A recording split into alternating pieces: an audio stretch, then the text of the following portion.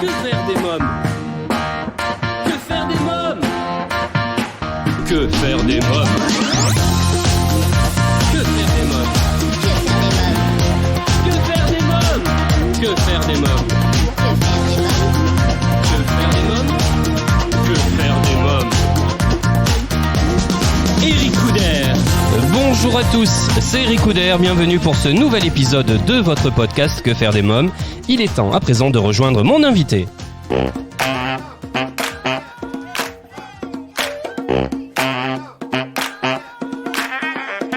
Bonjour au docteur Jean-Michel Cohen. Bonjour. Alors vous êtes médecin nutritionniste, auteur de nombreux best-sellers sur l'alimentation et la nutrition. Vous intervenez régulièrement dans les médias et animez également le site internet savoirmaigrir.tv. Et vous publiez chez Larousse Pratique un guide indispensable pour les familles. Bien manger, ça s'apprend. J'explique à mes enfants et je révise en même temps. Un livre dans lequel il n'est pas question de critiquer la modernité, mais plutôt de préserver nos enfants d'une mauvaise alimentation. C'est ça. En fait, c'est un fait établi. Aujourd'hui, l'alimentation a beaucoup changé depuis les années 1950.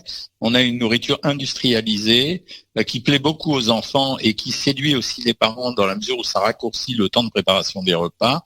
Dans ces conditions, l'alimentation devient plus dure à gérer parce qu'il faut savoir de quoi sont faits les aliments.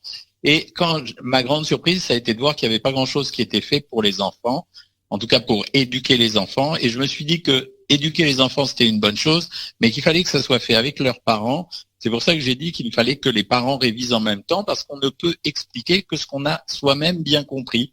Donc il y a une double partie dans ce livre. Il y a la partie pour les parents pour qu'ils comprennent, qui les aidera à faire les repas eux aussi.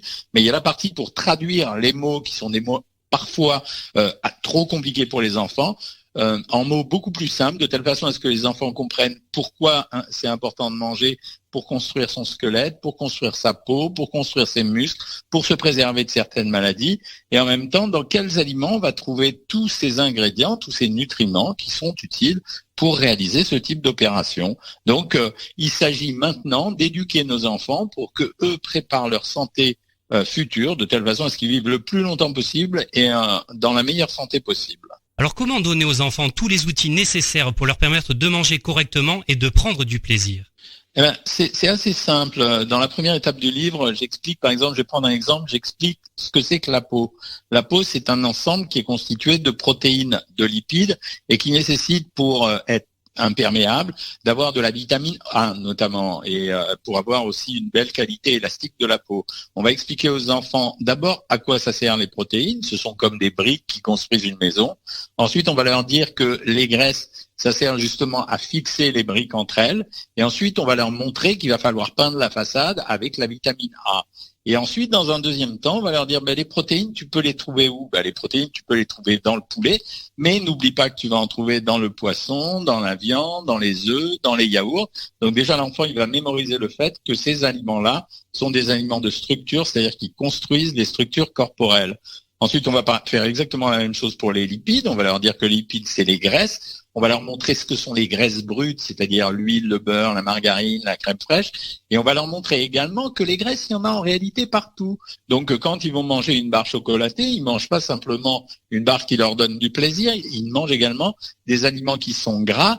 Et on va leur faire comprendre que dans ces aliments gras, il y a beaucoup de sucre et qu'il faut pas trop en manger. Et enfin, dernière chose, on va leur dire que la vitamine A se trouve dans tel ou tel aliment. Et donc, progressivement, on va apprendre aux enfants que chaque aliment contient des tas de nutriments différents, chacun d'entre eux est important, qu'il va falloir les prendre dans des proportions équivalentes, et on va pas les saouler simplement avec les fruits et les légumes, parce que je pense que c'est l'obsession de tous les parents, mais on va leur faire comprendre que les fruits et les légumes, ce sont des vitamines, qu'il n'y en a nulle part ailleurs que dans les fruits et les légumes, que s'ils veulent courir, jouer au football, faire du basket, s'amuser à la récréation, il va falloir qu'ils en mangent, et qu'en plus, comme ils aiment bien le sucre dans les barres chocolatées, ils vont en trouver dans le fruit. Voilà, tout ce travail-là, il faut le faire, et ensuite, on va continuer en leur apprenant à quel moment on doit manger, pourquoi on doit manger, qu'est-ce qu'un repas doit contenir pour que ça soit équilibré. Bref, un boulot qui s'appelle une éducation alimentaire. On ne peut pas charger les profs et les instituteurs de faire ça, ils ont déjà assez de travail. Mais c'est mon job de le faire, et c'est comme ça qu'on protégera la nouvelle génération à la fois des risques du surpoids, mais en même temps des risques liés aux maladies quand on a une mauvaise alimentation. Quel constat avez-vous fait lorsqu'il y a quelques années vous avez décidé avec un célèbre cuisinier de visiter les cantines scolaires ? Qu'est-ce que vous avez vu? Bon, on avait été vraiment frappés du fait que les enfants savaient pas nommer, par exemple, les légumes. Et ensuite, on s'était inspiré d'une expérience américaine où on a montré aux enfants l'image c'était aux États-Unis, l'image de Jésus, l'image de George Washington et l'image de Ronald McDonald. Eh bien, les enfants ne reconnaissaient pas toujours Jésus, ni même George Washington, qui est quand même historiquement le président américain le plus célèbre. Mais par contre, ils connaissaient tous Ronald McDonald. Donc ça, c'était la première chose. La deuxième chose, c'est qu'on leur avait expliqué à un moment donné, on leur avait fabriqué des goûters particuliers. Ils avaient découvert que les goûters, c'était pas seulement des biscuits et une brique de jus de fruits. Qu'un goûter, ça pouvait être un ensemble qui était composé avec de la brioche, qui est un mélange de pain, de beurre et d'un peu de sucre, et de quelques carrés de chocolat. On avait fabriqué également pour les gamins, pour le menu du midi, des cornets qu'on avait farcis avec une préparation que le cuisinier avait bien voulu organiser, et leur montrer que manger rapide, c'était ni forcément, ça c'était pour les plus grands, ni forcément le kebab, ni forcément le burger, mais ça pouvait être autre chose, avec des goûts et des saveurs différentes, et on avait fait un tabac avec ça. Ouais. Donc ça veut dire que les enfants ont une appétence pour la bonne nourriture, mais qu'on n'a pas su leur expliquer comment la faire, pourquoi elle était intéressante et de quoi elle était composée.